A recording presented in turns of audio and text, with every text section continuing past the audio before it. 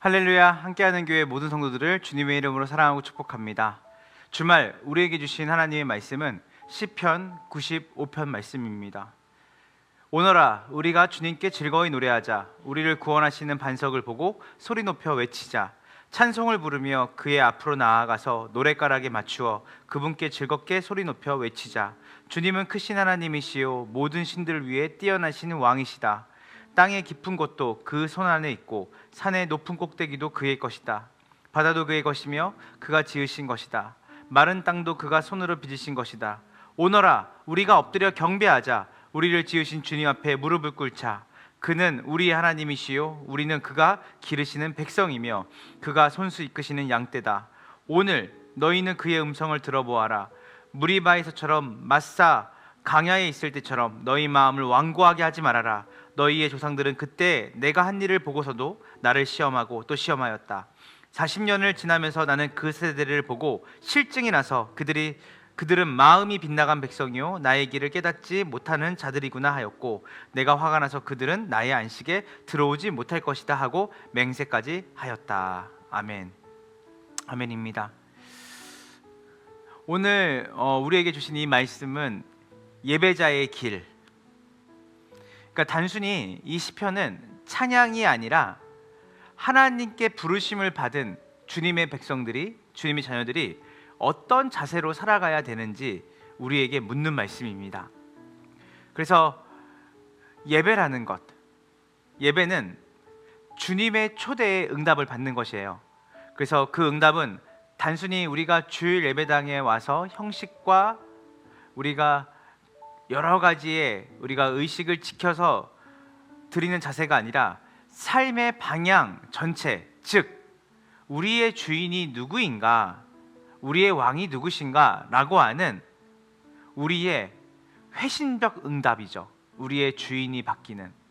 그래서 예배는 형식이 아니라 바로 내용입니다. 그 내용은 주님이 우리의 왕이십니다, 주님이 우리의 주인이십니다 라고 하는, 우리로부터 이동해서 하나님 중심으로 살아가는 그 삶 자체가 예배라는 것입니다.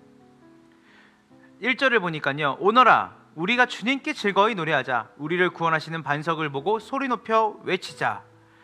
이 부분은 우리에게 하나님께서 주신 그 은혜, 주님이 우리의 삶의 주인이 되시고 왕이 되신다라고 하는 그 주님이 우리에게 주신, 베풀어 주신 것에 대한 기쁨의 응답입니다. 우리의 예배가 기쁨과 감사로서의 예배가 되어야 되는 것입니다. 왜냐하면 바로 그 예배는 하나님이 우리에게 주신 은혜를 기억하고 은혜를 생각하며 그분이 내 삶을 인도하시고 내 삶을 지키시고 보호하신다라고 하는, 바로 하나님께서 우리에게 베풀어 주신 은혜에 대한 반응이기 때문입니다. 예배는 그렇기 때문에 억지로 드려서도 안 되고요, 그냥 단순히 습관처럼 의무로 드려서도 안 됩니다. 오늘 이 간격이 있어야 됩니다. 오너라, 우리가 주님께 즐거이 노래하자. 우리를 구원하시는 반석을 보고 소리 높여 외치자. 오늘 복된 주말, 여러분의 그 상 가운데 하나님이 주신 은혜를 기억하고 생각하며 여러분의 삶이 정말 기쁨과 감사의 삶으로 하나님께 올려드려지기를 주님의 이름으로 축원합니다. 두 번째로는 하나님이 우리를 부르시는 것에 대한 기쁨과 감사를 넘어서 우리는 그분을, 따라해 보세요, 경외해야 됩니다. 경외. 자, 우리는 하나님의 하나님 되심을 깊이 생각해 봐야 돼요. 그분은 우리의 옆집의 아저씨가 아니죠. 조금 더 우리보다 유력한 힘을 가진 사람이 아니십니다. 그분은 온 우주를 만드시고 온 세상을 다스리시는 하나님이십니다. 그렇기 때문에 우리는 기쁨과 감사를 넘어서 그분 되심에 경외심을 느껴야 됩니다. 하나님, 우리가 하나님을 하나님으로 보기 원합니다. 오늘 우리의 삶에 여러 가지의 문제, 어려움이 있지만 또 우리의 삶 가운데 복잡한 여러 가지의 일들이 있고, 또 우리가 우리 자신에 대해서 너무나 주인 되어서 내 자신이 하나님보다 더 높게 생각되어지는 여러 가지의 행동과 말을 할 때가 많죠. 그러나 그런 상황과 이런 우리의 존재됨을 넘어서 하나님의 하나님 되심을 깊이 생각할 때 우리는 마땅히 그 하나님에게 합당한 대우를 하게 되는 것이죠.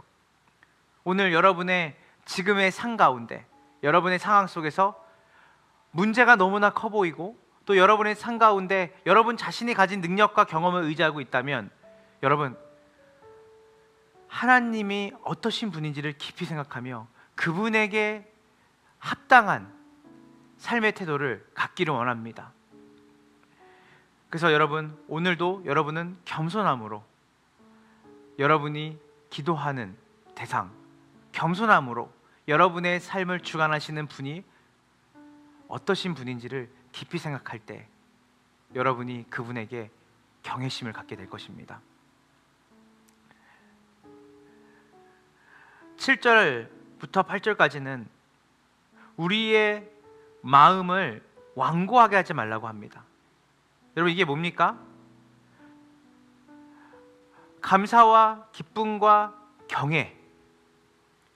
그러나 감사와 기쁨과 경외만이 아니라 예배는 감사와 기쁨과 경외에 대한 합당한 뭐가 나오는 거죠?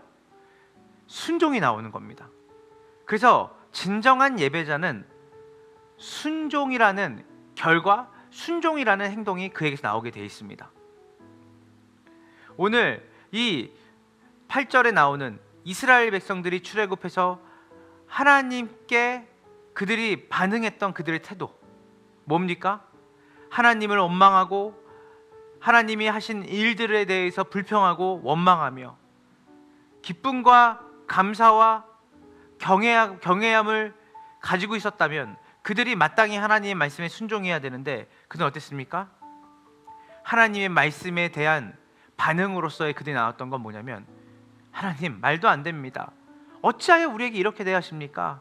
우리는 그냥 우리가 원하는 대로, 우리가 뜻하는 대로 주님, 우리의 말과 행동을 그냥 우리가 하나님과 반대되고 하나님의 뜻에 합당하지 않게끔 살아가겠습니다. 완고해지는 거죠. 하나님의 능력도 경험하고요, 하나님의 말씀의 임재를 체험도 했지만 그들은 궁극적으로 말씀에 순종하지 않았습니다. 그 결과 어떻게 됐습니까? 그들은 하나님의 샬롬 안에 들어가지 못했죠. 하나님 주신 평화의 그 깊은 샘을 그들은 먹지 못했습니다.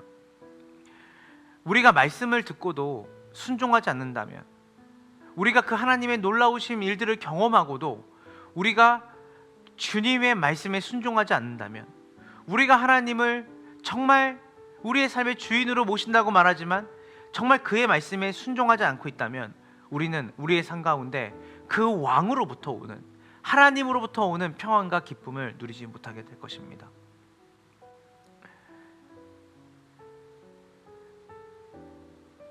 시편 95편은 우리에게 말합니다. 예배는 오늘의 응답입니다. 지금의 결단입니다. 여러분, 하나님이 여러분의 일상과 삶 속에 늘 존재하십니다. 그분을 그분으로 여러분들이 기억하고 생각하며 그분이 우리에게 이루신 일들, 특별히 예수 그리스도를 통해서 이루신 그 놀라우신 구원의 은혜와 여러분의 삶을 지금도 붙잡고 가시고 인도하시는 그 하나님의 은혜 앞에 반응하여 감사와 기쁨이 넘치는 일상의 예배로, 또한 그 하나님의 하나님 되심을 깊이 생각하며 구원자 되시면서도 창조주 되시는 그 하나님 되심의 경외감을 느끼며 겸손하게 그분의 은혜를 구하고 그 하나님의 하나님 되심으로부터 나오는 그분의 말씀에 순종하는 진정한 삶의 예배자로 여러분의 오늘 복된 하루를 주님 앞에 향기로운 예배로 드리시기를 주님의 이름으로 축원합니다. 기도하겠습니다. 하나님, 오늘 우리 검단 함께하는 교회 모든 성도들을 주님의 예배자로 부르신 것에 대해서 감사를 드립니다. 기쁨으로, 경외함으로, 순종으로 주 앞에 나아가게 하시옵소서. 하루하루 삶 속에 주의 음성에 귀를 기울이고 주님이 하신 일에 대해서 기억하고 주님의 말씀에 오늘 순종함으로 주님께서 주시는 참된 안식, 평안을 누리는 우리 검단 함께하는 교회 모든 성도들이 되게 하여 주시옵소서. 감사드리며 예수님의 이름으로 기도합니다. 아멘.